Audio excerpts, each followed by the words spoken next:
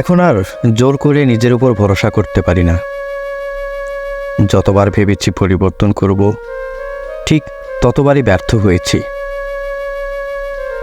জীবনের হিসাব মেলানোর চেষ্টাও করেছি বেশ কয়েকবার, কিন্তু দিন শেষে এটাই বুঝলাম যে উত্তম পরিকল্পনাকারী হচ্ছেন আল্লাহ। সেখানে আমাদের নগণ্য পরিকল্পনা অর্থহীন।